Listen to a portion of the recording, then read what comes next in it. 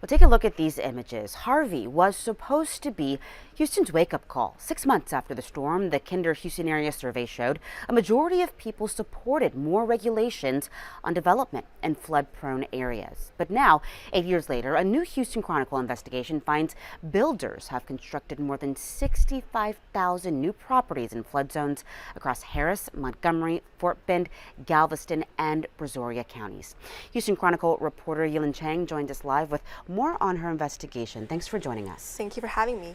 So I want to ask you first, what made you and your team think we need to look into this, all this new development going around in the greater Houston area and where it's happening? Sure. When we first started the project, the main question on our mind was, what has Houston actually learned from Hurricane Harvey? As you mentioned, many people see the storm as a wake-up call about the danger of building on flood-prone land. But the region keeps growing, new subdivisions have gone up, and we keep hearing from people who bought into brand new neighborhoods, only to realize later that their property is prone to flooding. So that made us wonder, is it just a few unlucky families, or is it part of a bigger pattern here? So we dug into the data. Help us understand kind of the patchwork of regulations that we have in the greater Houston area now after the storm that regulate what new home buyers can know about a property and where these properties are allowed to be built. Sure. So the problem is Texas, like many other states, doesn't have a statewide flood building code. So it's really up to individual cities and counties to decide on their own regulations. Some are strict, others not so much. And this patchwork of regulations has really left large parts of the region exposed. Now, what did the data reveal about development in the greater Houston area once you really started looking over your research? We mentioned that number, 65,000 properties built in floodplains.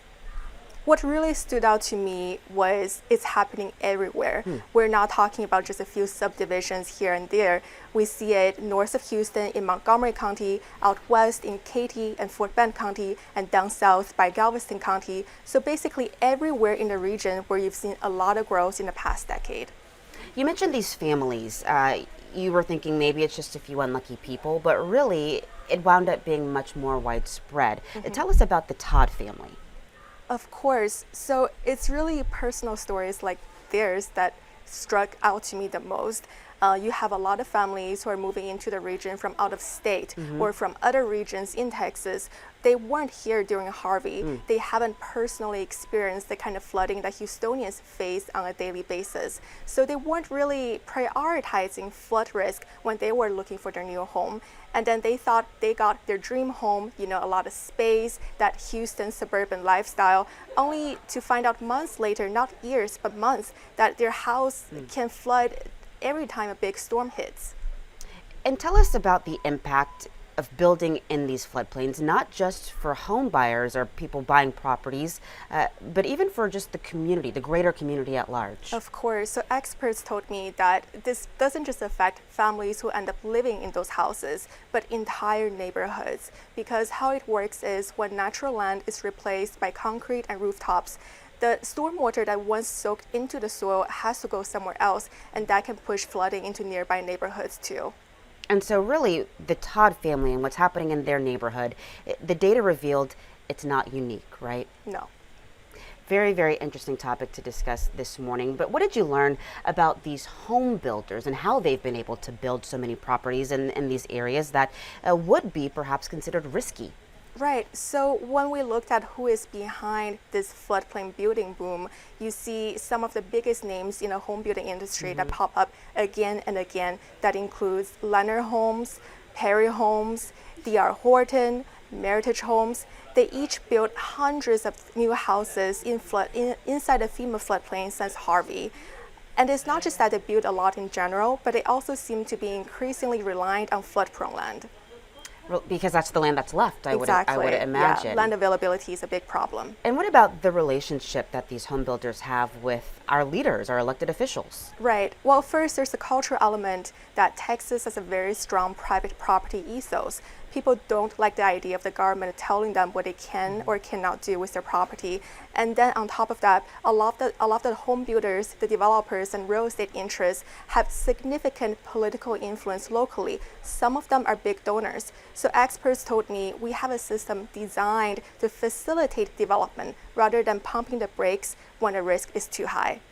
I want to zoom out with you because we talked about how Harvey was supposed to be that wake-up call. Were you in your investigation able to find any ways where things have perhaps gotten a little better in terms of flood protections in our area? Sure. So some local governments actually implemented stronger flood building rules since Harvey. So in Houston, for example, now you have to elevate your houses a little higher compared to pre-Harvey regulations. But as I mentioned, that differs very widely from jurisdiction to jurisdiction and doesn't apply to the whole region.